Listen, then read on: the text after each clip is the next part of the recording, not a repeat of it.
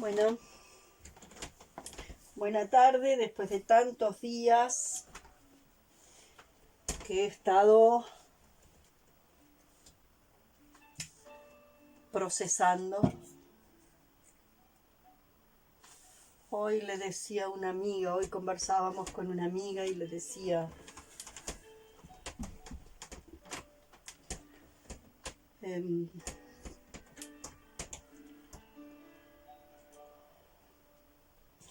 yo durante toda la vida, cuando era más niña, dibujaba para mí. Dibujar era una forma. Hola, qué milagro usted. Qué milagro que usted no viniera cuando yo me pongo a grabar. Bueno, cuando era niña dibujaba. Era una necesidad enorme de dibujar, de dibujar, de dibujar. Y de alguna forma en ese dibujo yo me apoyaba para poder procesar la situación en la que me sentía ahogada o atrapada. Después empecé a jugar con botones, donde de verdad hacía unos despliegues muy grandes con botones, donde cada botón era un personaje que se movía, y realmente jugando con botones hacía unos despliegues de escenas arquetípicas enormes. Y desde chiquita yo sentía un impulso muy grande, que por lo menos ahí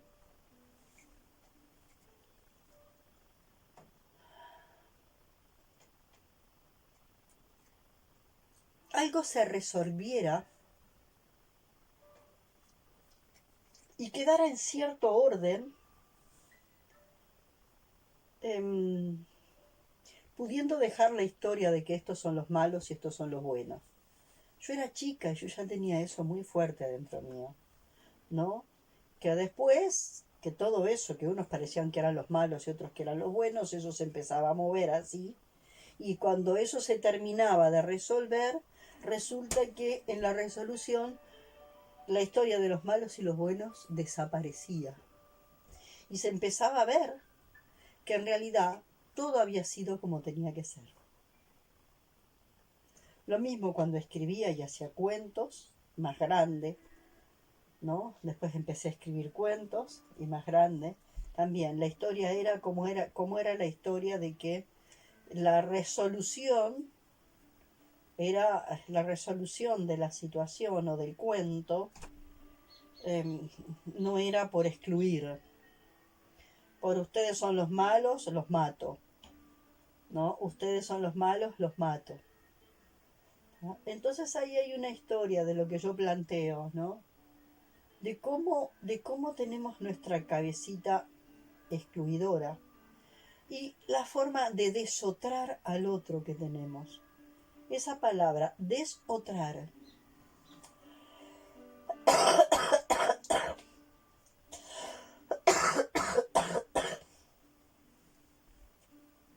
entonces, ¿qué viene a ser desotrar? Sentir que el otro, sentir y pensar que el otro no tiene derecho a ser como es y a estar como está. Y por lo tanto, en ese desotrar al otro hay algo de mismidad, de mi mismidad, que también está encubierta. Ahora, que yo admita que el otro tiene derecho a ser como es y a estar como está, no quiere decir que yo vaya y meta la cabeza en la boca del león. Vos, león, tenés todo el derecho a ser un león y a estar hambriento, porque tu historia ha hecho, ¿no? Y te ha llevado a ser león y a estar hambriento. Ahora, que tú tengas todo el derecho a ser león y a estar hambriento, No quiere decir que yo vaya y meta mi cabeza en tu boca.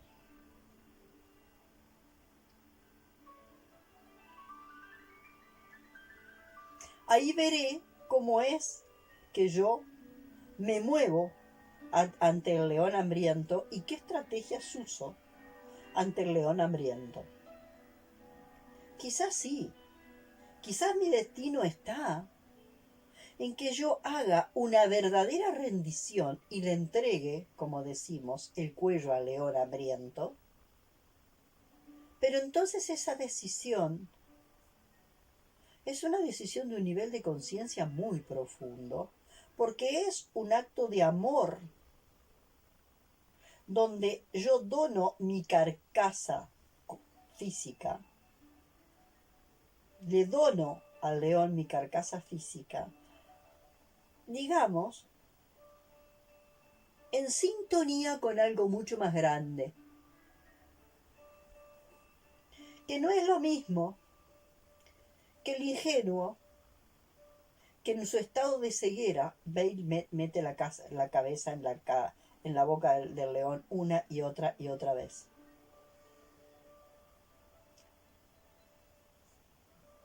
Esa dificultad, ¿no?, de saber cuándo de verdad tenemos que entregar el cuello en una situación, ¿no?, y rendirnos no solo desde el alma, sino también físicamente.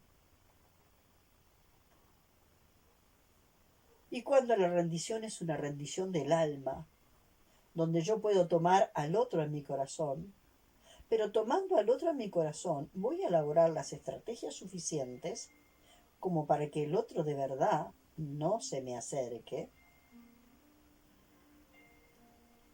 Y voy a encontrar cuáles son las posibilidades, ¿no? Las más conocidas, ataque y huida, pero también está la posibilidad ¿no?, de sostenerse en una presencia interna, aún en el ataque y aún en la huida. O desde esa presencia interna, ¿no?, hacer la entrega del cuello, como decíamos. La entrega del cuello tiene que ser hecha desde una pura presencia. Si no, nos estamos entregando en sacrificio y esa no es la idea. Tiene que ser una entrega desde el amor y no en sacrificio. Y no es por una causa ideológica. Es porque de alguna forma esto está al servicio de algo mucho más grande, que no son causas ideológicas. Ahora eso, la entrega del cuello, es algo que el humano se olvidó de lo que es, y se olvidó mucho, y por eso todo lo que tiene que ver con la zona del trapecio narcisista, ¿no?, es una zona que generalmente tenemos muy, pero muy contracturada, ¿no? Lo que es la entrega del cuello es algo que tenemos, que nos cuesta muchísimo y que tenemos muy, pero muy contracturada.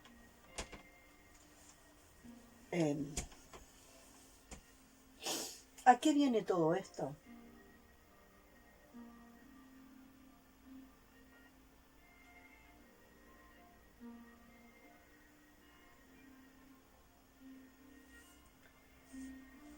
A eso que yo les he planteado, ¿no?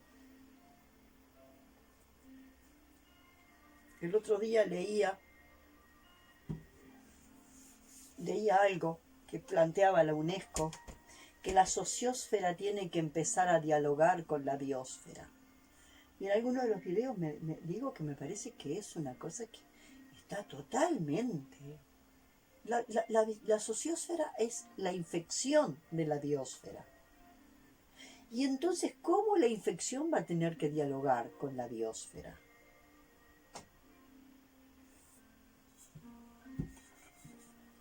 Me parece que la sociosfera sin duda, ha tenido licencia y permiso, licencia de la existencia y permiso de la Tierra, porque si no, la sociosfera no hubiese, no se hubiese mostrado, ¿no? Todo lo que existe ha tenido, lo que existe en este planeta ha tenido licencia de la existencia y permiso de la Tierra. Ahora, este permiso que se le ha dado al humano, ¿no?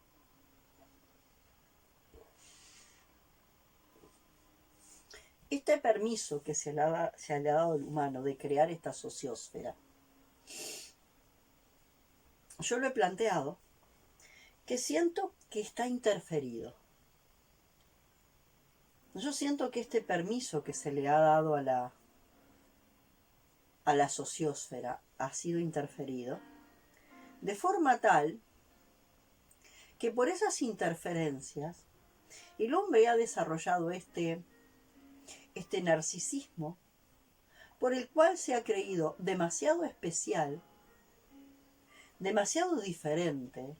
Es como si de todos los hijos de la tierra, el humano se hubiese creído un ser muy especial y diferente a todo lo demás, y con el derecho a destrozar a todos sus hermanos.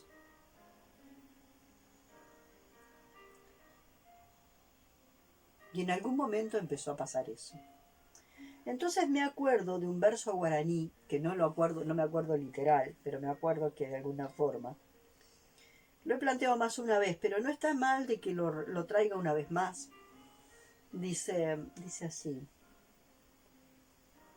Yo voy a contar más o menos el concepto. La forma del verso no la recuerdo. Cuando caminamos por la tierra,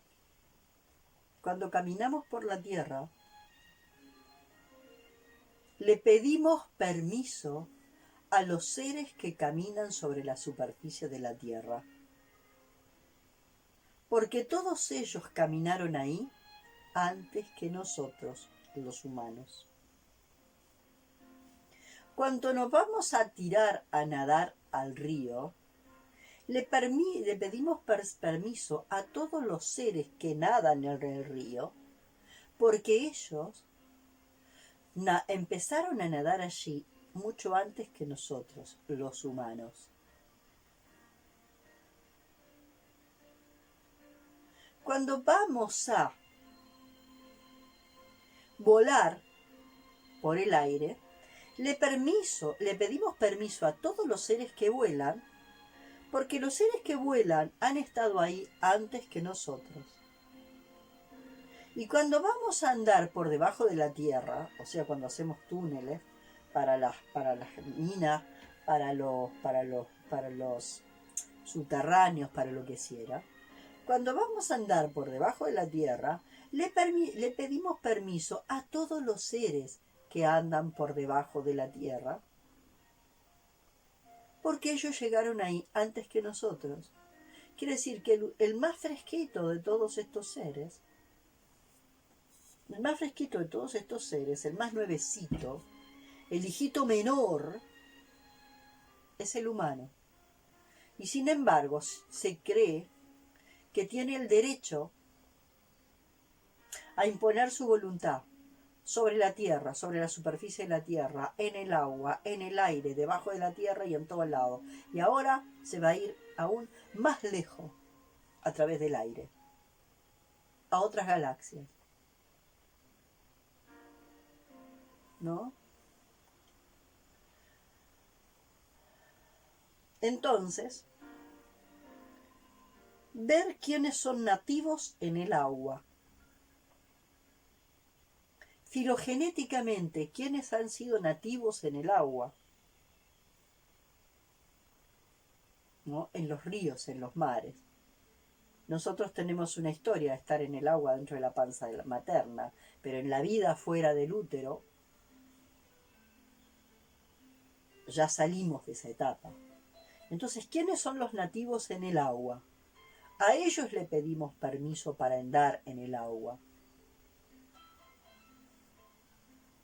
¿Quiénes son los nativos en el aire? A ellos les pedimos permiso para volar por el aire, con lo que sea, desde una cometa hasta un cohete espacial. ¿Quiénes son los nativos que andan debajo de la tierra? Los topos, las lombrices, todos los que andan debajo de la tierra. Ellos son los nativos debajo de la tierra. Nosotros les pedimos permiso. Hay una novela que dice, los ricos no piden permiso. Me parece que el humano se cree el rico en cuanto a creer que tiene derechos sobre todo, sobre toda la biosfera, y que puede ir haciendo lo que se le antoja en el lugar donde quiere. Que tiene el control absoluto y que tiene que dominar y controlar. Por lo tanto, se va a meter a dominar y controlar todo lo que sucede en el agua y se va a creer que tiene derecho a reinar en el agua, reinar en el aire, reinar sobre la tierra y reinar debajo de la tierra y reinar más allá del aire. Entonces, como digo, esto del coronavirus, que es un virus que viene con corona, que nos viene a mostrar que quizás tenemos que sacarnos las coronas. Porque de alguna forma eso es desotrar.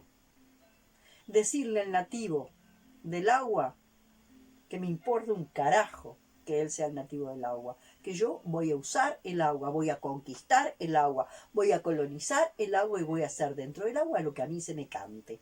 Así que voy a agarrar y voy a inventar submarinos y voy a agarrar y voy a tener guerras abajo del agua y voy a tirar toneles con material reactivo para que se vayan abajo del agua y va a hacer lo que se me cante la pelota con el agua. Lo mismo con el cielo. Ahora van a poner no sé cuánta cantidad de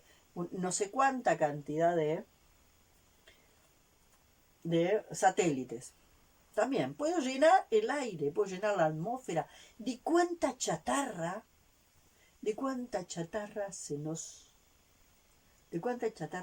ocurra. Llenar absolutamente. De cuánta chatarra se nos ocurra el aire.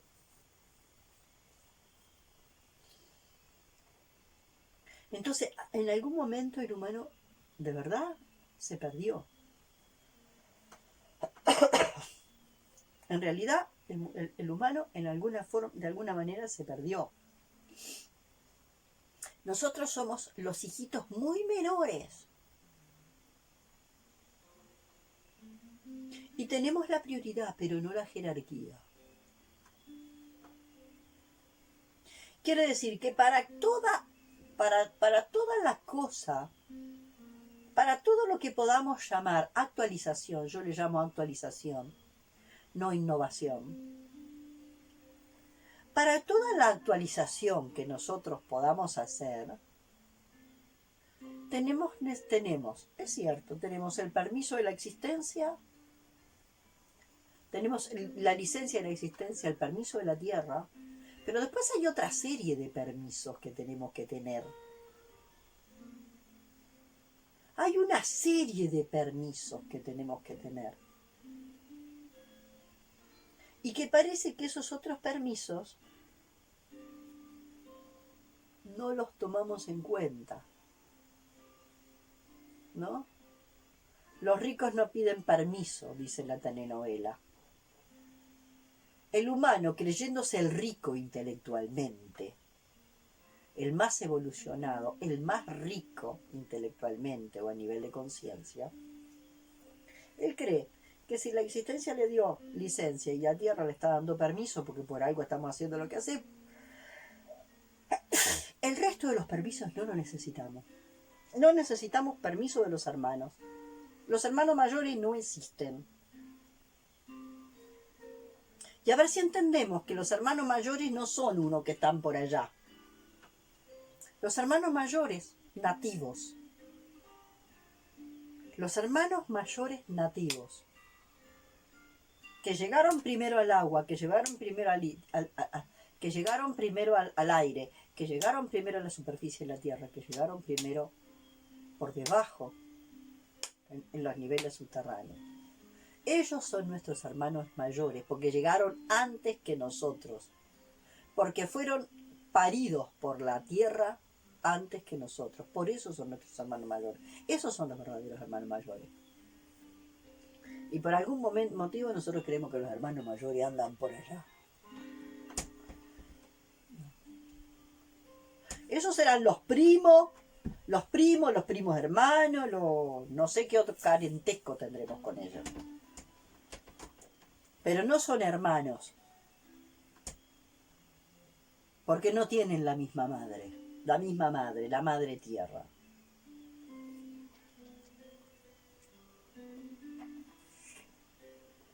Entonces ahí hay un cierto orden de los permisos, ¿no? Un cierto orden de los permisos que por algún motivo el humano perdió sobre la marcha.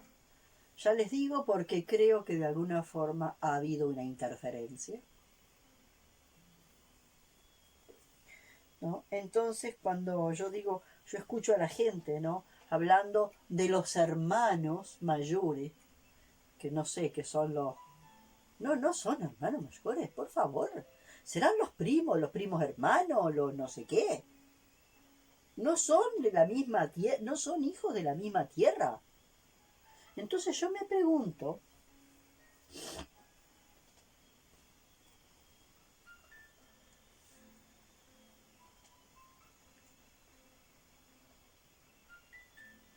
en esto que a veces decimos, o que se está investigando, que el famoso eslabón perdido que hay en el humano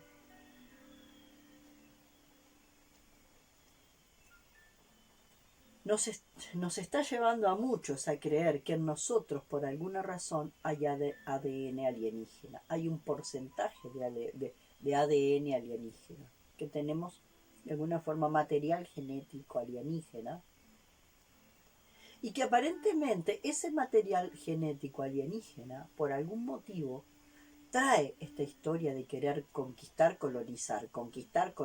Los nativos me importan un pito. Conquistar, colonizar. Y de ahí nos viene esta cosa de conquistar, colonizar. De esa conciencia alienígena sostenida por alguna porción de ADN,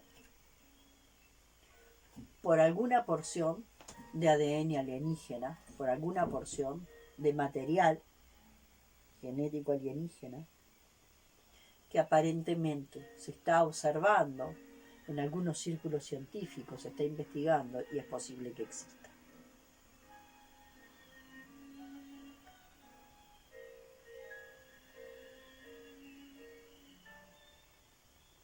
Bien, a partir de acá, lo siguiente que quiero decir, que viene exactamente de lo mismo, de crear un mundo, de inventarme un mundo como yo quiero y de cambiar el mundo. Hoy también lo leí expresado por Thomas Hull, pero es algo que yo siento que desde chica yo también lo sentía y lo veía. Y en esto quiero decir algo. Algunos niños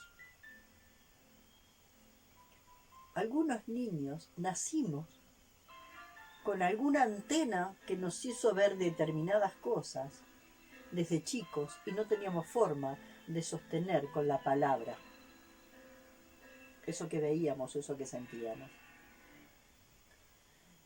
Y cuando lo intentábamos decir, se nos enredaba todo. Porque estábamos heridos de tanto rechazo. De tanto rechazo y rechazo y rechazo estábamos heridos. Entonces, fuimos siendo los raros, los locos, los que están medio mal de la cabeza, los raritos, los difíciles. Y no es fácil sobrevivir a esto. Los que hemos vivido esto sabemos bien que no es fácil sobrevivir a esto. Y más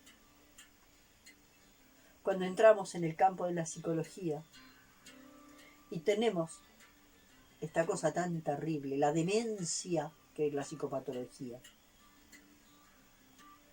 La demencia inventada por el hombre, que es la psicopatología.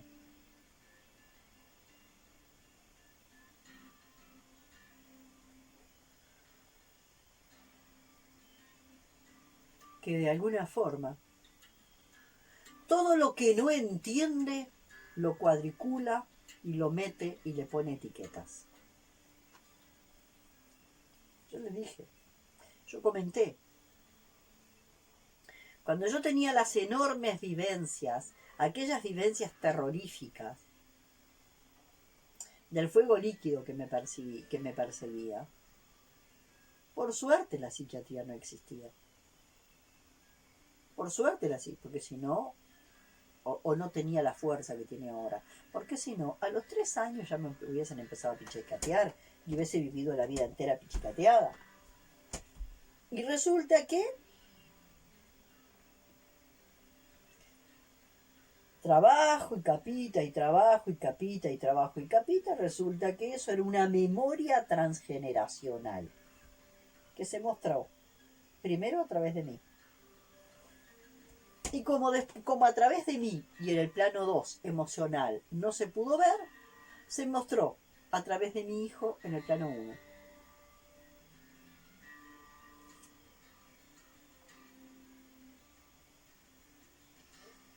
Entonces vamos a ver eso.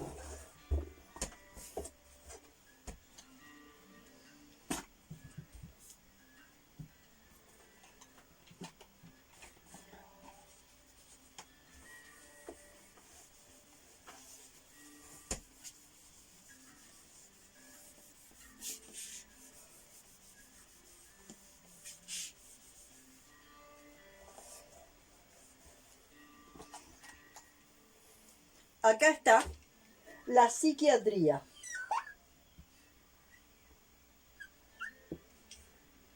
La psiquiatría tiene muy claro, por un lado está lo normal y por el otro está lo ¿qué? Lo patológico. Ya cagamos. Ya dividimos el mundo entre lo normal y lo patológico. ¿De dónde surge esto entre lo normal y lo patológico? Esto es los normales y los patológicos, los psiquiátricos. Los normales y los psiquiátricos, los normales y los psiquiátricos.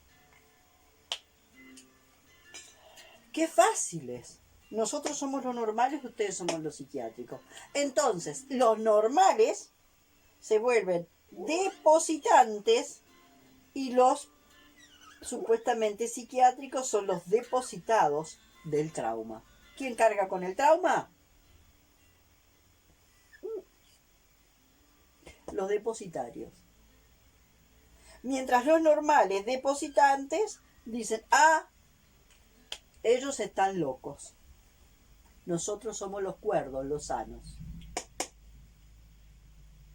Y estos son los que van cargando con todo lo que estos se lavan las manos.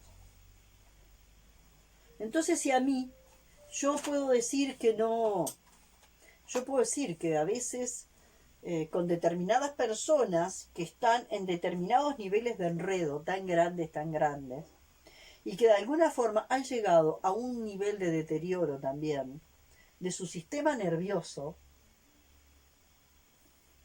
por la depositación que hemos hecho en ellos. De tú eres el loco, tú eres el enfermo, tú eres esto, tú eres yo soy el normal, tú eres esto. Este es el que enfermó a este, con las categorías. Si el observador, que era el observado, este ojo observador, ¿cómo observa? Este ojo observador, el ojo observador de la psiquiatría.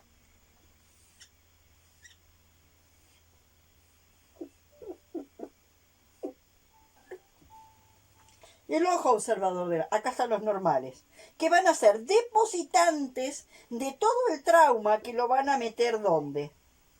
En ellos. Y ellos van a ser los que van a cargar. Entonces, en cada familia hay algunos depositantes, ¿no? ¿No? Y muchos depositarios. Los normales depositarios. ¿Cómo es esto?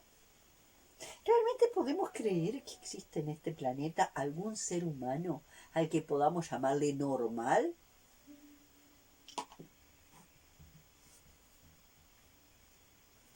Miremos lo que hemos hecho en el planeta. ¿Hay algún ser humano al que le podamos llamar normal?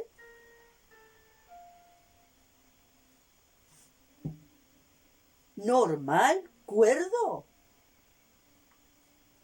Como para poder decir desde acá, este se tiene que creer supranormal para decir que estos son normales y estos son enfermos.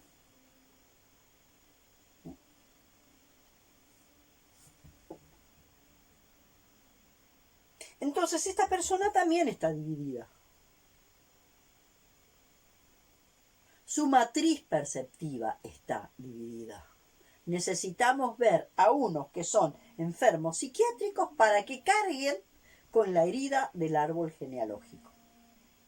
Y mientras ellos cargan con el árbol genealógico, nosotros la pasamos bomba.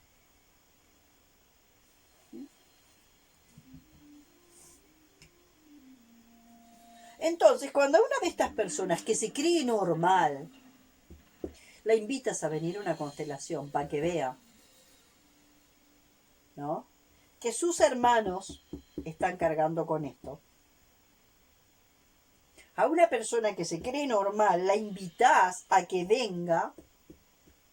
Una persona que se cree normal, la invitas a que venga a una constelación para ver que no es tan normal y que sus hermanos no son tan locos.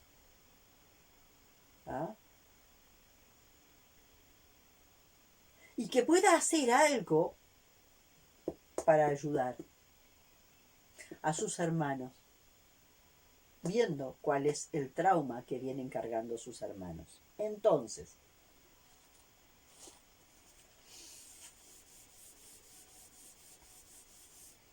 es muy fácil. Acá hay un normal, acá hay un... Ay, al revés.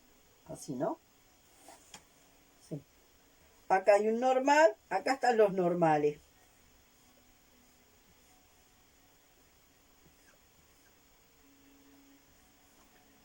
Genial, de este lado están los normales. Y del otro lado están los que vamos a llamar locos, delincuentes, locos, delincuentes, locos, delincuentes.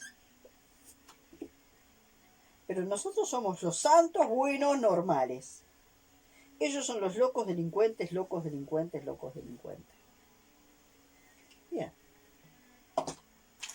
Resulta que acá está la carga de trauma. Estos están mirando todo esto y están cargando con esto. Cargan, que no quiere decir que se hacen cargo. Al revés, las flechas tendrían que estar al revés.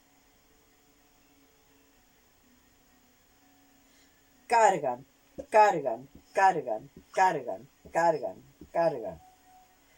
¿Eh? ¿Por qué? Porque son los más vulnerables. Entonces todo el trauma que hay acá se va a mostrar en ellos. ¿Y estos? Los normales. También le podemos agregar. Hay algunos locos de mente tóxicos. Porque ahora tenemos los tóxicos que están acá. Los tóxicos. Los complicados, ¿no? Nosotros somos los normales. Que hacemos una vida normal. Que cumplimos con todos los lineamientos de una vida normal. Fui a la escuela, salí sobresaliente, o salí bastante bien, o salí, bueno, pero salí promovido, hice el liceo, estudié, hice una pequeña carrera, tengo un buen trabajo, cumplo con mis 8 horas, tengo a mi mujer, a mis hijos, tengo mi vida organizada y tengo mi pequeño mundo normal, funcionando a través de la norma, normalizado, funcionando a través de la norma. Y todo este orden de lo normalizado, ¿sé qué?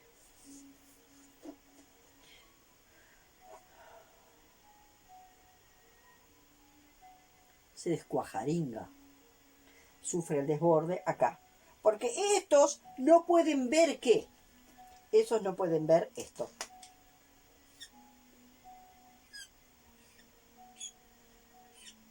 Estos han hecho una suerte de barrera acá, para no ver esto.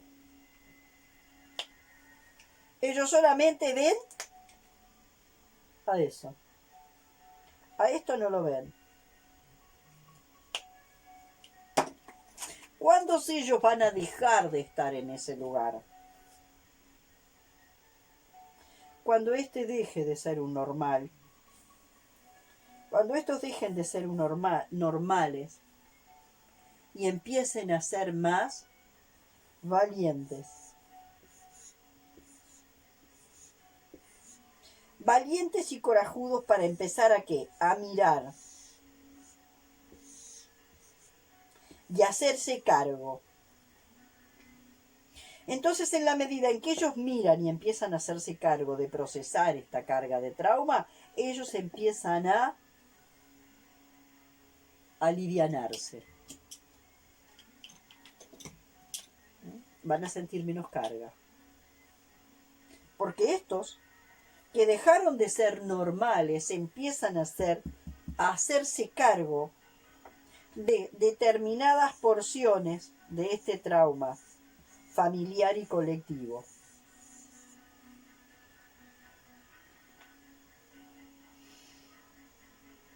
Pero para eso hay que tratar de dejar de ser normal y de querer ser normal y volverse corajudo y valiente para ver, para abrir los ojos y ver, para que ellos no vengan cargando.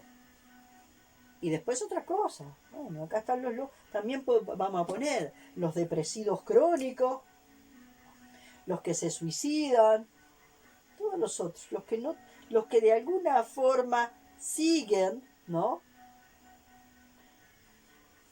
Sin poder adaptarse. Bueno, cuando estos empiecen a ser valientes y dejar de ser los prolijos adaptados y empiecen a ver todo esto, entonces algo se va a empezar a ordenar. Y estos van a empezar a sentir menos carga.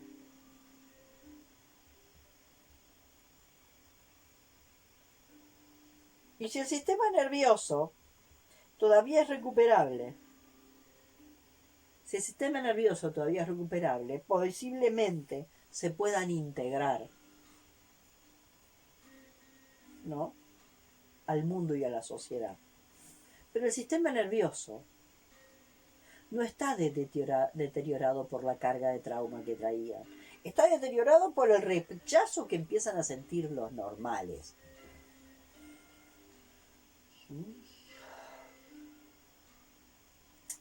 Entonces para mí esto es bien importante, es algo que para mí tenemos que tener bastante claro.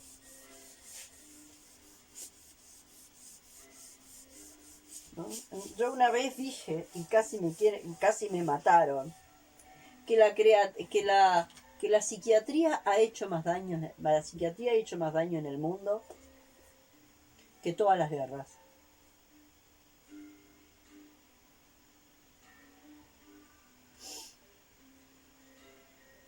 Y la famosa justicia, el ojo de la justicia, culpable e inocente.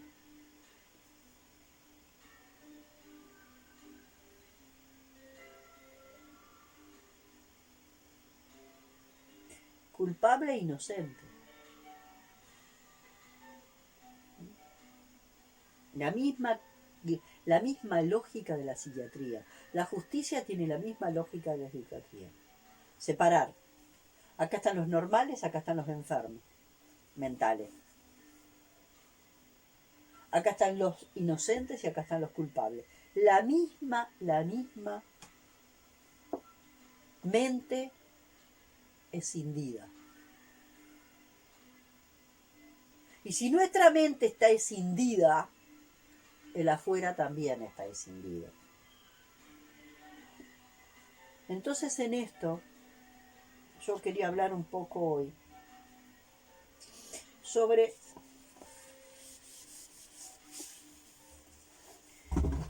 un asunto que para mí es bien importante y que tiene que ver con la capacidad de anticipación.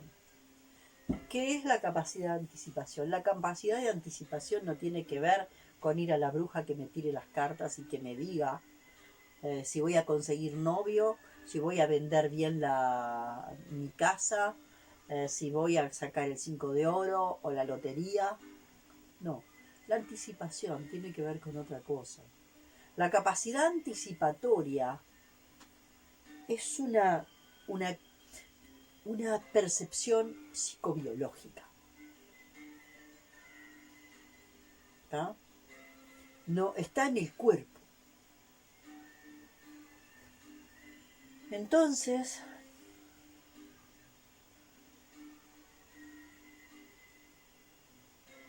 yo cuento siempre, cuando yo estaba haciendo el módulo de experiencia somática, una persona contaba que iban viajando por una zona, por un parque abierto de África, donde todos los animales salvajes estaban ahí, ¿no? Y que de pronto iba la mujer, iba el hombre, iban los hijos atrás. Entonces, de pronto bajó el vidrio del vehículo en el que iba para que entrara un poco de aire. Y bueno, iba viajando tranquilamente. Entonces, en determinado momento, la mujer sintió algo que se le revolvió en las tripas, se le vino así, se le revolvió en las tripas y en forma así inmediata cerró el vidrio. 3 segundos después, una enorme serpiente chocaba contra el vidrio, que se hubiese metido para adentro.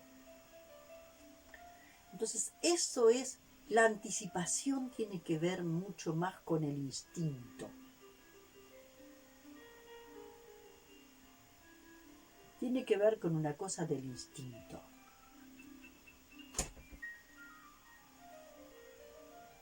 Y empezar a leer señales en el cuerpo. Y esto es bien importante, poder leer las señales en el cuerpo. Y esto es una historia que yo siento que alejarse en el momento adecuado, cuando ves que hiciste todo lo posible, dando señales en una situación, y las personas que están en determinada situación, y vos sentís las señales en tu cuerpo, y sentís la anticipación de que algo va a pasar, y sentís en el cuerpo que algo va a pasar, y das todas las señales, y de alguna manera, en ese lugar, las señales que vos sentís, las personas que están en ese lugar, no sienten esas señales, y rechazan todo lo que vos estás pidiendo, retírate. No es tu asunto. Retírate, no es tu asunto. ¿Por qué? Supongamos, está una persona acá. Vamos a ponerle la persona A. Esta persona A está en una situación donde tiene a un personaje B que está, un personaje B que está asumiendo un campo de perpetradores. Y acá hay un personaje C, vulnerable. Y tú estás acá. Vamos a ponerle que eres el X, que está acá. Un observador que está fuera de esa escena. Acá hay una persona, acá acá esta persona está totalmente, esta persona o este ser, está tomada por un campo de perpetradores.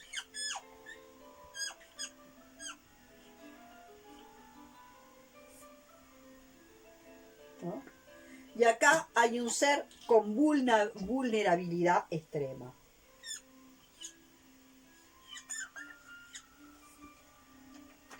Y vos ves que esta persona A está haciendo el intento de acercamiento entre alguien que está cargado con energía perpetradora y alguien que está en estado de vulnerabilidad. Con la fantasía mágica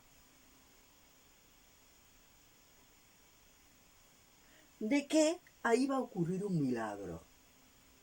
Pero esta persona está con un nivel de estrés enorme. Si esta persona está con un nivel de estrés enorme, este nivel de estrés es una anticipación de que este acercamiento no puede suceder. De que al contrario, de que la estrategia ahí es que es hacer todo lo contrario. Ahí el elemento que tiene la energía perpetradora tiene que ser separado y este elemento vulnerable tiene que ser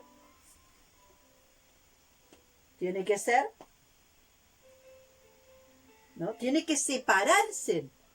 No podemos hacer converger algo cuando esta persona está en un nivel de estrés absoluto. Si esta persona tiene un nivel de estrés enorme,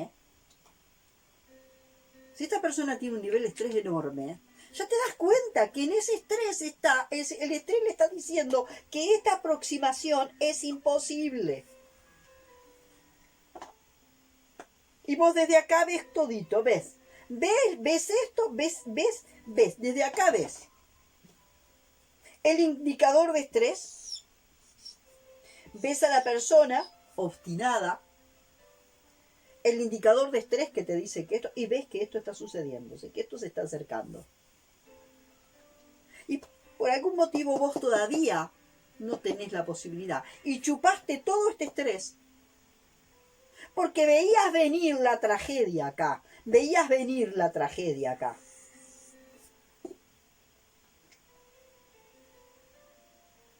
Aléjate a tiempo.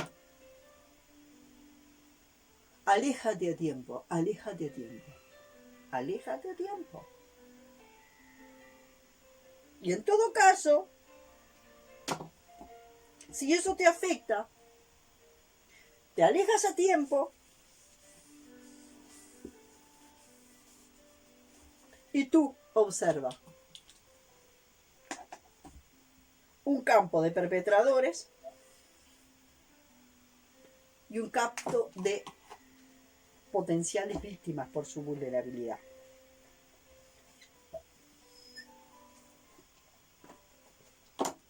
Y entonces dedícate a eso.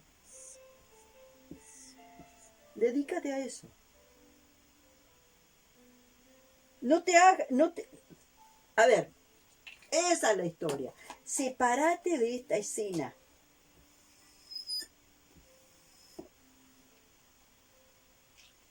Y dedícate a esto. A ver, este campo de perpetradores y de víctimas, que es un espejo de lo que está sucediendo ahí.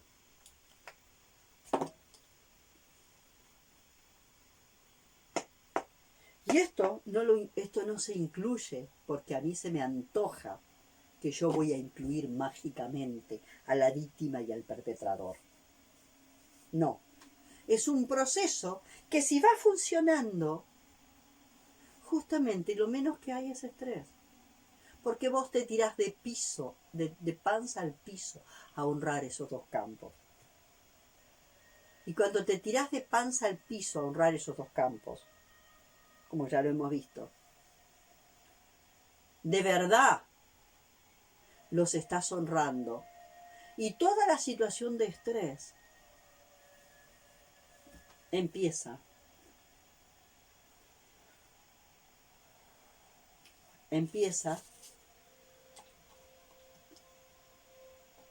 a desmantelarse. Y entonces de verdad acá puede aparecer lo que es la reconciliación. Pero acá. Pero es una reconciliación que no es una reconciliación que a mí se me antoja que va a suceder como yo quiero en mi pobre pequeña mente de gurí caprichoso. No. Para llegar a esto se necesita mucho trabajo. Mucho trabajo de tirarse de panza al piso y rendirse, y rendirse, y rendirse, y rendirse. La rendición que tiene que ser cada vez más fuerte y profunda. Ahora, el tema es que si esta persona, si acá hay una intrincación, si acá hay alguna intrincación, y por algún motivo en esta intrincación, todo este estrés te lo comes, por algún motivo, quedas atrapado o quedas atrapada en ese estrés, donde lo que de verdad tenés que hacer es tener también tu propia anticipación y decir, esa escena no tiene que ver conmigo. Pongo una barrera y me pongo a hacer esto. Me tiro, pongo un almohadón acá y pongo otro almohadón acá. Y me tiro de panza al piso honrando. ¿Cómo es ponerse de panza al piso honrando? Me pongo de panza al piso honrando. ¿Cómo me pongo de panza al piso? Tengo acá mis piecitos estiraditos para atrás. Mis piernas acá. Mi cuerpito acá. Mis brazos con las manos para arriba. Mis brazos con las manos para arriba y mi cabeza acá. Frente en el piso, panza en el piso, los pies bien estiraditos, ¿no? Los pies estiraditos, así, ¿no? Frente en el piso, ¿no? Y las palmas hacia arriba. Honrando a los perpetradores y a las víctimas del pasado. Y es posible que por situación espejo acá ocurra algo. O no. O esto no tiene nada que ver contigo. Sin embargo, a veces, bajar esta barrera y decir esa historia es tuya. Yo no tengo nada que ver con eso. Y hacer mi proceso espejo. Y hacer mi proceso espejo conmigo, con este campo de perpetrador y este campo de víctimas o posible víctima, lo hago yo en mí. Pero para eso tengo que bajar esta cortina. Si no me vuelvo un espectador que me enloquezco mirando eso, me enloquezco, quedo atrapado en un torbellino, me enloquezco y veo que todo va hacia donde yo veo que está yendo, porque donde hay que separar se está intentando unir lo que no es tiempo de unir y no es esa la estrategia para unir. La reconciliación no ocurre cuando a mí se me canta. No es la reconciliación entre los campos mórficos. Hay que saber, hay que tener mucha claridad el poder que tienen los campos mórficos. Hay que haber hecho trabajo y entrenamiento para poder ver lo que son los campos mórficos y cómo funcionan.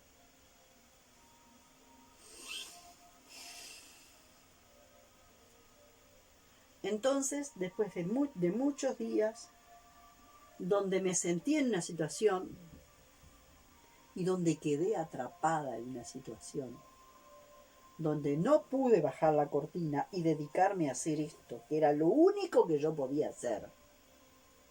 Hacerme cargo yo de un campo de perpetradores y de un campo de víctimas o personas vulnerables muy disponibles para volverse víctimas, ¿no? Y en vez de haber bajado la cortina y ponerme a hacer esto, intenté dirigirme a esta persona para decirle que en ese nivel de estrés esto no podía acercar a esta, no podía ser, no, las condiciones no estaban dadas para poder generar un acercamiento, que lo que había que hacer justamente era alejar, porque estaba generando un caldo de cultivo para una tragedia. Bueno, no es fácil, porque yo ahora se los digo, ay, qué divino, ay, ponés la cortina y te pones a hacer lo tuyo. Hay que estar en el campo. Y más si esta persona es una persona que de alguna forma querés muchísimo. Pero vos ya sabés que si la persona, lo que la persona está intentando acá, la estresa, no está el campo preparado para ninguna forma de reconciliación. Si, intentar hacer una reconciliación acá le produce estrés, punto. Pará. Y el estrés es un bioindicador. El estrés es un bioindicador de que algo no estoy haciendo bien. Si estoy estresado, quiere decir que algo no estoy haciendo bien. Entonces, en vez de forzar una reconciliación que no está, que el campo no está preparado para hacer una reconciliación, en vez de forzar una reconciliación, caramba, ¿qué haces? Aleja. E intenta ver cómo haces. Como tú también colocas acá una barrera.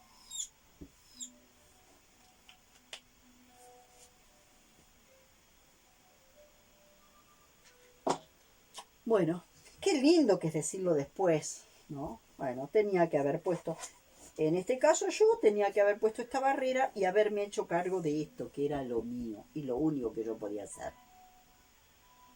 Haber bajado la cortina, bueno, ese no es mi asunto, resolvelo vos como vos quieras, no tengo nada para decirte, pero esa es tu historia y a mí no me invadas con tu historia de estrés, porque yo te estoy dando algún aporte y mis aportes no te sirven.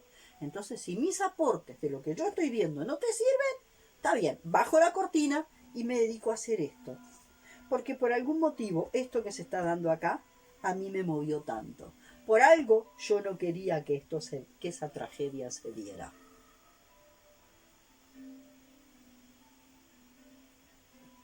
Porque algo de eso en algún lugar a mí me tocaba. Qué lindo que es decirlo después.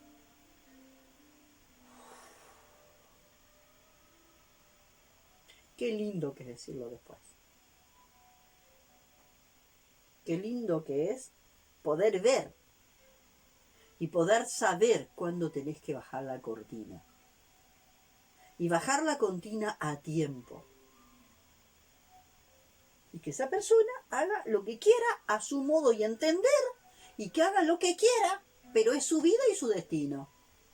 Yo desde acá digo, mira, eso que está sucediendo ahí a mí también me estresa. Tu estrés resuena en mí y a mí tu estrés me resuena también en un cierto nivel de estrés. Pero me hago cargo de mi estrés y el tuyo lo dejo contigo.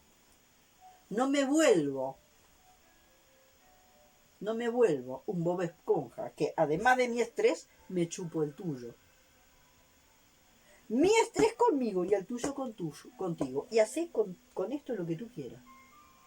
Lo dejo en manos de algo más grande, porque yo no voy a poder evitar la tragedia que va a suceder acá si tú estás en un nivel de estrés. Y si tú no puedes leer y entender que el estrés es un bioindicador de que hay una tragedia que puede suceder, y tienes que empezar a hacer una gestión diferente a la que estás haciendo, porque la gestión que estás haciendo, si la gestión que estás haciendo te estresa, quiere decir que esa gestión no es la adecuada ni la oportuna. La adecuada para esa situación ni es oportuna en tiempo. Entonces, por ejemplo, me pasa, ¿no? Cuando me pasa trabajando con un paciente, cuando empiezo a sentir que lo que el paciente me trae me estresa. Cuando siento que lo que el paciente me está trayendo me estresa, hay un bioindicador ahí. De aquello que yo decía, escenas 1, escenas 2.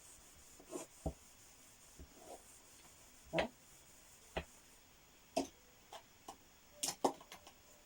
Acá está el paciente con una situación.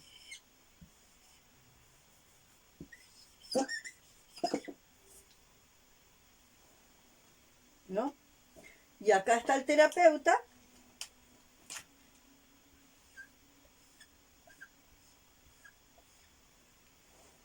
y resulta que dijimos que las escenas, uno, son colocadas acá. Entonces, esto se va a proyectar ¿dónde? Esto se va a proyectar acá. Pero no hay nada del terapeuta proyectado acá. Pero hay veces que cuando esto a mí me estresa, la escena tiene que estar colocada acá. Entonces, cuando la escena está colocada ahí, yo voy a ver que hay algo de esto que activa algo de mí. Esto me estresa y genera en mí algo. Entonces en la pantalla va a estar proyectado esto y va a estar proyectado esto. Lo de él y lo mío, acá. Y eso es lo que de alguna forma llamamos proceso de transferencia contra transferencia. ¿Tá? Cuando yo veo que esto me estresa, veo mi estrés y veo el de él, y veo los dos proyectados acá. Entonces empiezo a observar qué es lo que me está estresando. ¿Qué es lo que el paciente está colocando sobre la mesa que me estresa? Porque si lo que el paciente está colocando sobre la mesa de trabajo, no una mesa real, una mesa virtual de trabajo, si lo que el paciente está colocando sobre la mesa virtual de trabajo a mí me estresa, quiere decir que si lo que a mí me estresa, lo que está colocando sobre la mesa a mí me estresa, quiere decir que está tocando un punto ciego en mí. Entonces tengo que mirar a ver qué punto ciego está tocando en mí. Y de pronto tengo que decirle, bueno, vamos a hacer silencio un poquito, vamos a relajarnos, ¿no? Y vamos a ver cómo hacemos, a ver, ¿no? ¿Cómo hacemos con esto? Porque hay algo del estrés que tú me traes que a mí me está estresando. Y se puede ser muy claro. Hay algo del estrés que tú me traes que a mí me está estresando. Quiere decir algo del estrés que tú me traes toca algún punto ciego mío. Así que vamos a respirar, porque ahí, en ese lugar, también está la posible respuesta que yo tengo que encontrar adentro. Una alineación, un respirar. Y puedo decir, bueno, puedo aceptar que el estrés que la persona me trae, ¿no? Me trae y pone sobre la mesa de trabajo, ya les digo, una mesa virtual, no tiene por qué haber mesa real, ¿no? Sobre el espacio de trabajo o en el campo de trabajo. El estrés que la persona pone en el campo de trabajo me está estresando. Bueno, quiere decir que está tocando un punto ciego, que yo tengo que revisar. Entonces veo lo que me está pasando. Bueno, sabes que hay algo de la actitud tuya que a mí me está estresando. Y te voy a decir lo que me estresa. Me estresa esto y esto y esto. Y puedo decirle que algo de lo que él está haciendo me está estresando, ¿no? Mientras voy revisando lo mío, porque si no, ¿qué hago? Le largo toda la mierda al otro. No. Algo de lo que lo que te está pasando a ti y este nivel de estrés que estás tocando acá me está estresando y está tocando algún nivel de estrés en mí. O sea, invito a eso, a hacer un poco de silencio, ¿no? Hacer un poco de silencio, a poder ver eso que decimos siempre. La herida democratiza, lo puedo invitar a poner su herida acá y yo también la herida acá, ¿no? Y ver que tu herida y la mía es la misma herida y que la herida que te estresa a ti también está dentro de mí. Que en algún momento la información cae.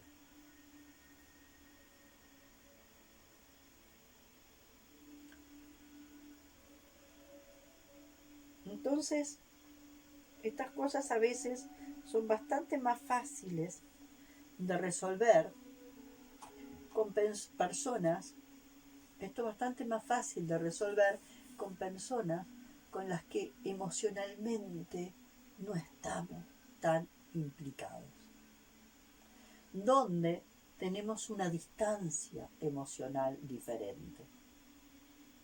Y ahí es donde, donde aparece cómo el amor, ¿no? El amor, ese amor constituyente, nos está constituyendo a todos. Pero el amor constituido nos puede enredar.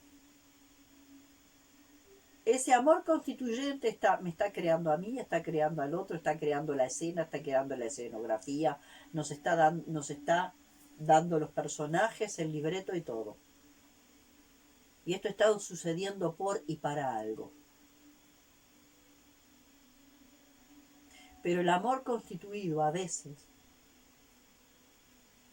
nos deja en enganches, donde esa posibilidad de separarnos y de decirle al otro, bueno, yo te tiré unas líneas, no te sirvieron, más no puedo hacer. Yo te tiré estas líneas, serenamente te tiré estas líneas. A mí me parece, yo tengo la opinión y a mí me parece que esto y esto y lo otro. Bueno, no, está bien, puede ser que no. Pero yo ahora, de esta situación que es tuya, no quiero saber nada más. Porque es una situación tuya. Yo me voy a hacer cargo de una cierta resonancia que esa situación que eso que tú estás viviendo, algo que me produjo a mí. Me voy a hacer cargo. Pero de lo que tú estás viviendo, a mí no me cuentes más. Porque yo te tiré unas líneas y las líneas que te tiré me dije, tenés un indicador de estrés y ese indicador de estrés te está mostrando que la estrategia que estás usando no es la correcta, que la estrategia que estás usando te va a llevar a hacer, estás jugando con fuego. Estás jugando con fuego. El cuerpo es un indicador de cuando la cosa va bien. Si la cosa va circulando bien, tú vas tranquilo.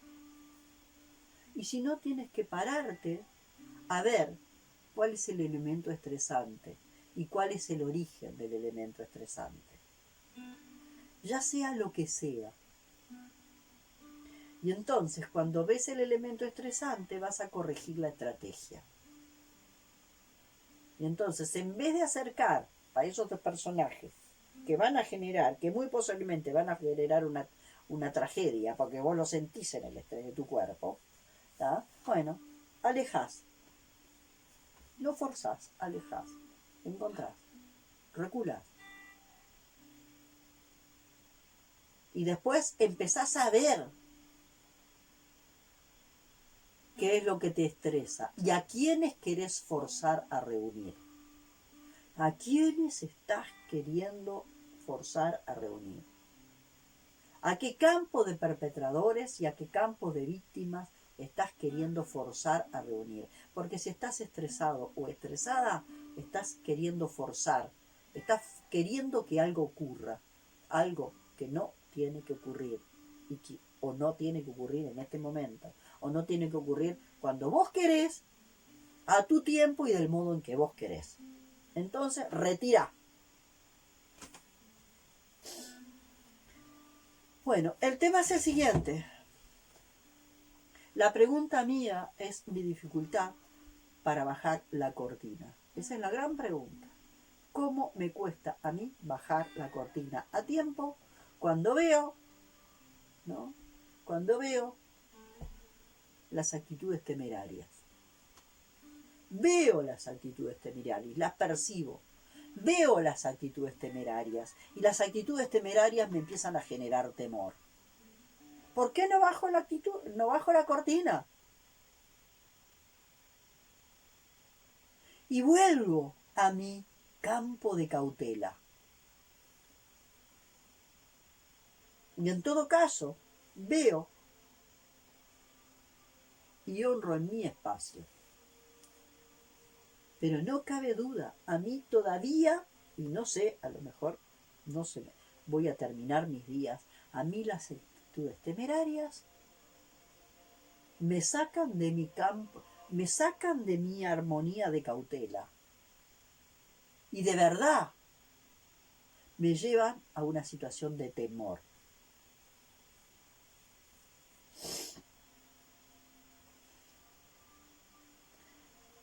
La historia es, tendré que ver mis propias actitudes temerarias. Tendré que ver, porque si de alguna forma las actitudes temerarias me generan eso, quiere decir que en mí debe de haber algunas actitudes temerarias, ¿no? En mi árbol genealógico, en mi pasado deben de haber muchos temerarios, muchísimos temerarios, ¿no? Debe de haber mucho de eso en mi campo. Y bueno, y ahí es donde uno se da cuenta que aunque hayan 35 años, 36 años a esta altura de trabajo interno, concienzudo,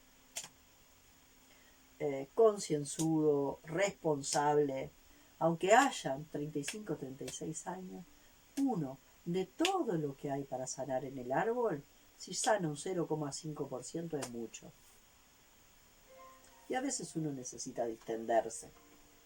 Distenderse y decir, bueno, vengo sanando esto, vengo sanando todo esto. Bueno, hay un tiempo en que, bueno, está, bajo la cortina y está. Y me doy un tiempo de, respiro. Me doy un tiempo de respiro. Y eso es bien importante, ¿no? Ahora creer que la evaluación que somos capaces de hacer una evaluación del proceso del otro desde afuera, eso es el disparate más grande. Creer que estamos haciendo una evaluación del proceso del otro desde afuera es el disparate más grande. Podemos hacer una aproximación diagnóstica en un diálogo y en un compartir. Una aproximación evaluatoria del proceso. Tampoco podemos saber si eso es verdad o no. ¿Cuánto de verdadero tienen las actitudes evaluatorias? No lo sabemos. Entonces, invalidar el proceso del otro, es decir, porque tu proceso es esto, tu proceso es lo otro, tu proceso es lo otro, tu proceso es lo otro, no. ¿Por qué? A ver, ¿por qué? Porque no vemos logros externos. Porque si nosotros creemos que la medida con que vamos a evaluar un proceso tiene que ver con los logros externos, nos fuimos al carajo. No son los logros externos los que nos dan la medida del proceso. No son la cantidad de logros concretos externos. Eso puede ser, de alguna forma, lo que yo llamo la yapa. Hellinger decía, a la gran alma no le interesan tus logros externos particulares, le interesa tu contribución a la sanación de la gran alma. Y hacer nuestra cuota parte de contribución a la sanación de la gran alma no es volverse un salvador, todo lo contrario. Es hacerse cargo de hacer la tarea que uno va a hacer, en eso que dice Thomas Hull, de despertar nuevas competencias o nuevas facultades psíquicas, de inteligencia transgeneracional, bueno, y la capacidad de procesar. Entonces uno hace la contribución que uno vino a hacer a la transformación, ¿no? A la metamorfosis del humano genérico y por lo tanto de la humanidad. Uno hace la contribución que tiene que hacer, pero uno no se vuelve salvador de nada. Y ahí uno se relaja. Entonces, ¿cómo yo puedo saber con cuánto una persona ha contribuido a la metamorfosis del humano genérico en función de la expansión de conciencia de la humanidad? No lo sabemos, porque no es a través de los logros particulares. No son los logros particulares la medida de cuál ha sido mi contribución, ¿no?, a a la posibilidad de que el humano genérico siga en su proceso de metamorfosis. Entonces, cuando nos ponemos a juzgar el proceso del otro, y cuando de alguna forma los parámetros que tenemos para ese juicio y la lógica en la que estamos haciendo ese juicio es muy diferente, yo puedo ver dificultades lógicas. Yo puedo ver, como digo, estás apagando el fuego con nafta. En ese hecho era claro que la persona estaba apagando el fuego con nafta. Y el indicador de que estaba apagando el fuego con nafta era su nivel de estrés. Y yo no me pregunté por qué, pero quedé enganchada. Yo quería evitar, la persona quería juntar a esos dos elementos. Y mientras la persona quería juntar a esos elementos, y yo veía la tragedia en puerta, yo hacía un esfuerzo contrario para separar esos elementos. En mi mente inconsciente yo estaba queriendo separar esos elementos que esa persona los quería juntar. Entonces, mientras esa persona hacía fuerza para juntar dos elementos y estaba estresada porque los quería juntar, yo internamente quería separar esos elementos para que la tragedia no funcionara, en vez de haber bajado la cortina y haberme dedicado a hacer lo mío. ¿Cuántas veces cometeremos el mismo error? No lo sé. Porque entonces estábamos haciendo la fuerza que esta persona estaba haciendo por juntar a dos elementos. Y yo percibía que en ese nivel de estrés, como decía, era como apagar el fuego con nafta. No estaba la situación preparada para juntar esos dos elementos y había tragedia en puerto. Yo quería meterme en esa situación donde yo no tenía nada que ver. Yo me tenía que haber lavado las manos y haber dicho, ¿por qué yo quiero separar estos dos elementos? ¿Por qué qué es lo que a mí me pasa que yo quiero evitar esta tragedia? Mientras veo que la persona está haciendo todo, elaborando estrategias para que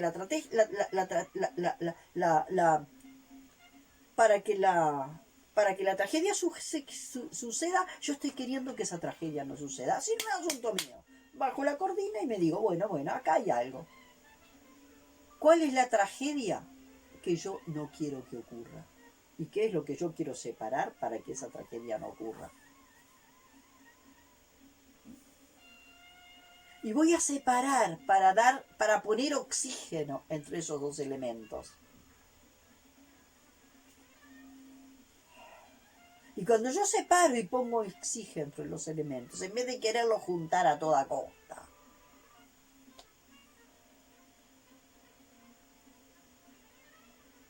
se empieza a generar un campo acá más propicio para que en otro tiempo esos elementos se puedan juntar. O lo que esos elementos están representando, o los campos que esos elementos están representando, ¿no?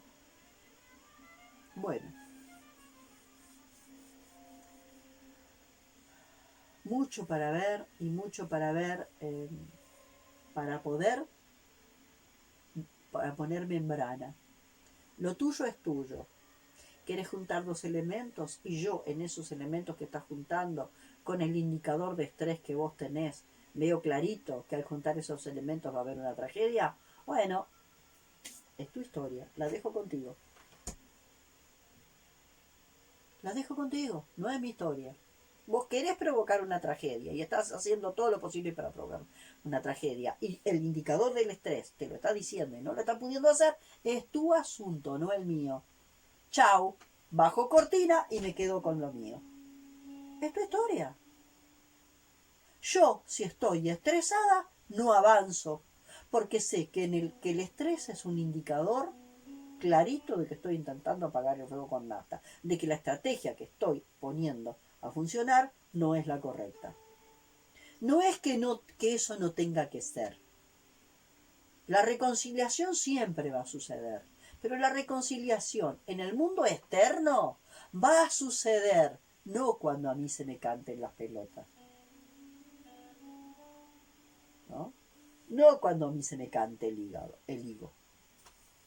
Si no estoy en una fantasía de armonía, en una enorme fantasía de armonía, de mundo armónico, donde yo quiero armar la armonía perfecta, bueno, porque no me banco la disarmonía. Y no soy capaz de procesar los niveles de desarmonía.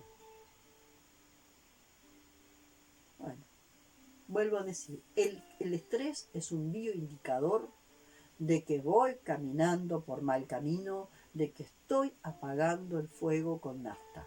¿Estás estresado? Frenate. Escuchá ese bioindicador, que es un anticipador de que algo de lo que estás haciendo no va bien. Y no va bien por algún motivo. Ese bioindicador del estrés te dice que por ahí no va la cosa. Y generalmente tiene que ver que te estás tirando un pedo más grande que el culo. No tiene que ver con que lo que estás haciendo no lo tengas que hacer, sino que estás queriendo hacer mucho más de que lo que te da el cuero. Te estás tirando un pedo más grande que el culo y el culo se te va a rajar. Más obvio, impresionante. Entonces, ¿cómo es? Caminar, ¿no? Caminar un poco para atrás, dar unos pasitos hacia atrás. Como dicen que de alguna forma hace todo pintor se retira del cuadro para verlo a distancia y poder ver el cuadro y poder ver. Si algo te estresa es porque te estás tirando un pedo más grande que el culo, porque estás queriendo hacer mucho más de lo que te da el cuero, de lo que te da el cuerpo. ¿Por qué no tenemos un poco más de humildad? Y en vez de querer hacer eso tan gigante, nos ponemos a hacer esto un poco más chico. ¿Por qué no intentamos hacer esto que es más chico? Y nos dedicamos a esto que es más pequeño, más chico. ¿Por qué vamos a forzar querer hacer una cosa tan grande?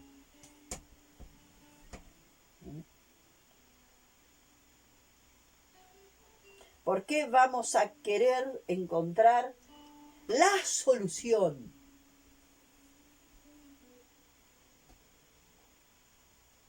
Si ya veo que el estrés no me lo está permitiendo. Hace unos días hablaba con una amiga, ¿no? De una situación, de una constelación donde aparecía muy claro una persona que había elaborado un proyecto gigantesco, un enorme proyecto gigantesco.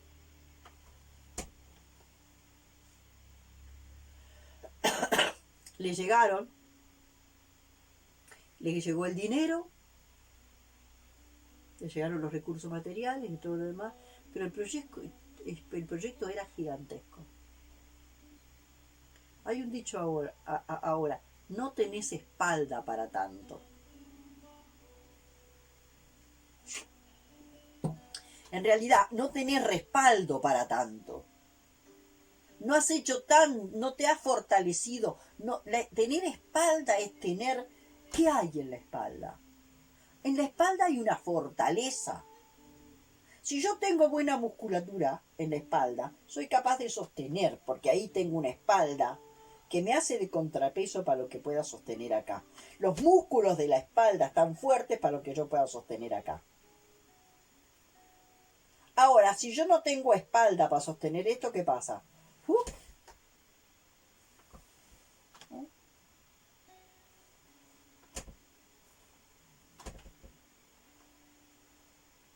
Ahí hago espalda ahí, pero no en lo físico, porque puedo ir a un gimnasio, no, espalda psíquica, para poder ver cuál es la tarea. Entonces ahí aparecen los grandes delirios de la gente que quiere de verdad, ¿no? Que delira, ¿no? Y gente grande que delira y que tiene en su delirio, yo qué sé, quieren transformar el mundo o generar determinados ambientes. A ver, hay gente, por ejemplo, que puede tener la idea, la fantasía compensatoria de una gran armonía del mundo y que de alguna forma se van a dedicar, no sé, a ser misioneros religiosos o políticos o esto o lo otro, para cambiar el mundo.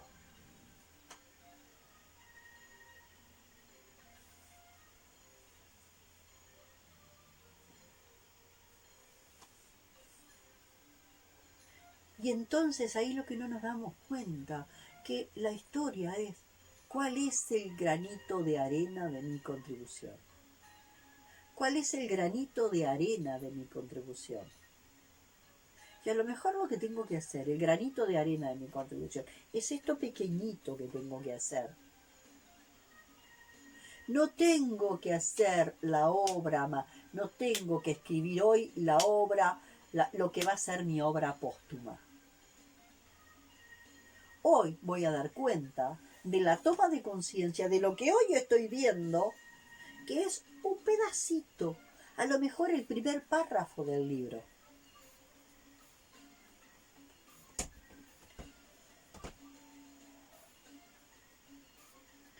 Bueno, no sé, esto es lo que sentí que tenía que poner hoy, porque revisando estas fantasías que se nos disparan a todos, son fantasías secretas, pero que a veces se ven de afuera, fantasías secretas de ser salvadores del mundo. Y ser un salvador del mundo es muy diferente a hacerme cargo del granito de arena de mi contribución. Hay una diferencia muy grande. ¿Y quién confunde eso? Está complicadísimo. Está complicadísimo. ¿Cuál es el granito de arena que yo tengo que hacer desde donde yo estoy funcionando? Y lo primero que tengo que hacer, ¿cómo me hago cargo de lo más cercano? ¿Cómo me hago cargo de lo más cercano? Porque de alguna forma funciona así, funciona de forma concéntrica. Yo estoy acá.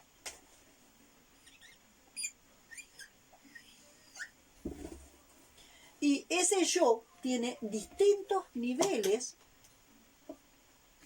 de contexto.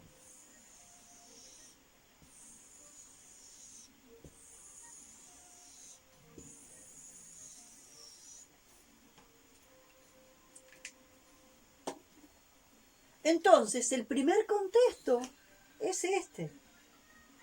¿Estoy pudiendo hacer algo en este primer contexto?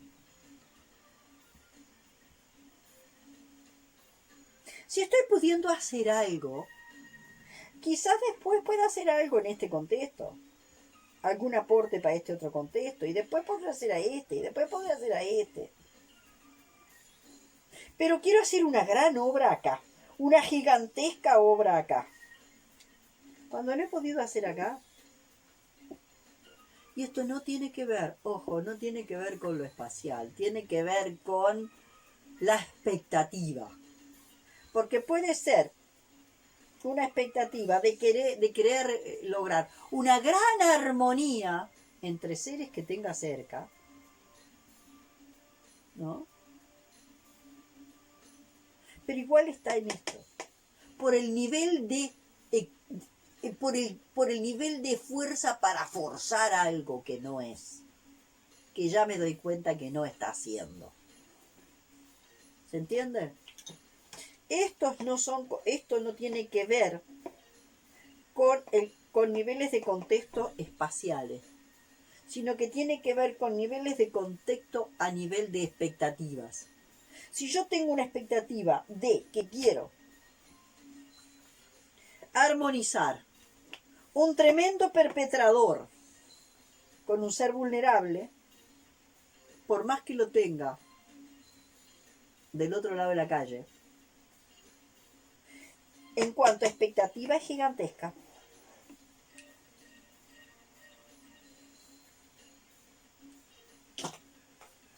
Entonces ahí es una historia de lo que tenemos que ver, ¿no? Y yo creo que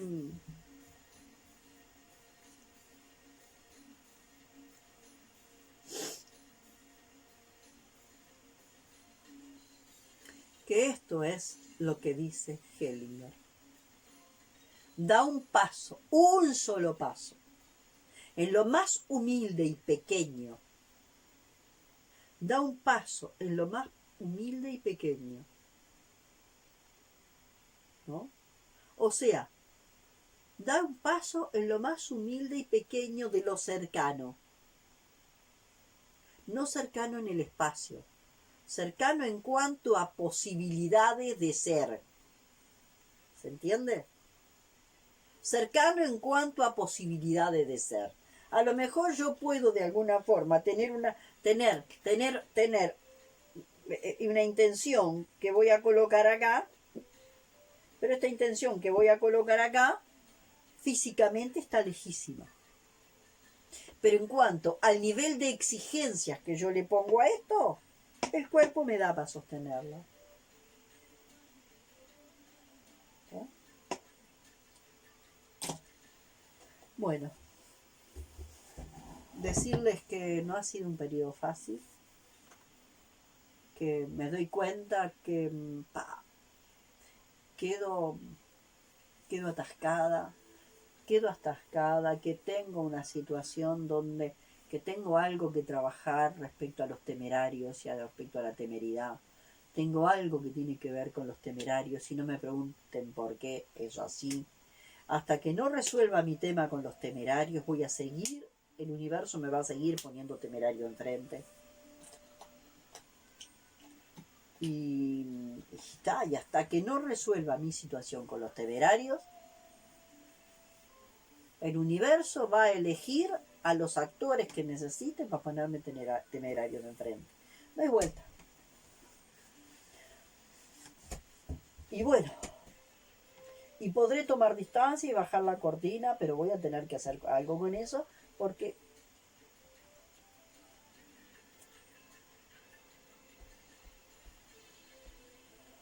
a sentir y poder ver todos los temerarios que hay en mi árbol genealógico, poder ver mi propia temeridad, donde también me voy de la zona de cautela. Y creo que mi actitud temeraria tiene que ver muchísimo más en el plano de cometer sincericidio. Pero bueno, no tengo ni idea. El asunto del temeroso, temerario, temeroso, temerario, es un tema que ya no puedo seguir postergando. Yo tengo que entrarle hondo a este tema del temeroso, temeroso, porque me está apurando. Bueno, esto quería compartir. Buenas tardes. Y disculpen, esto es así, lo hago en primer lugar para mí, es así como se presenta, no estoy dando una conferencia. Esto no es un producto perfecto que yo estoy elaborando para vender. Esto lo hago porque de alguna forma, mientras lo hago, me van pasando cosas a mí. No estoy haciendo un producto perfecto para vender. Quiero volverlo a decir que lo hago en primer lugar para mí. En primer lugar para mí. A mí me pasan cosas mientras grabo, como me pasaban cosas mientras escribía, como me pasaban cosas mientras dibujaba. Algo proceso yo mientras grabo, mientras escribo, mientras dibujo, mientras pinto. A mí me pasan cosas. Inclusive me pasan cosas mientras miro una película. Algo me va pasando mientras miro o mientras leo. ¿No? Entonces me acuerdo una terapeuta que me decía, pero vos sos un laboratorio de autoconocimiento ambulante. Sí, siento que sí. Ahora, ya les digo, no sé si voy a lograr un 1 por 1000 de todo lo que veo que hay, de toda la cantidad de trauma que veo que hay para destraumatizar, ¿no? Y que yo tengo cerca en mi sistema. ¿Podré un 1 por 1000? A lo mejor es hasta mucha pretensión. A lo mejor hasta muchas pretensiones de pensar que puedo un 1 por 1000. Bueno, caminando y haciendo lo que uno va pudiendo, vamos caminando y haciendo lo que uno va pudiendo y haciendo la contribución. El granito de arena que uno tiene que aportar. Pero el aporte primero es el logro adentro, luego viene el aporte. Por lo tanto, esto que yo grabo yo no estoy grabando preciosos y correctos videos recontra bien y prolijamente elaborados para vender. Este es mi proceso y lo comparto, nada más. ¿No? Bueno, buenas tardes.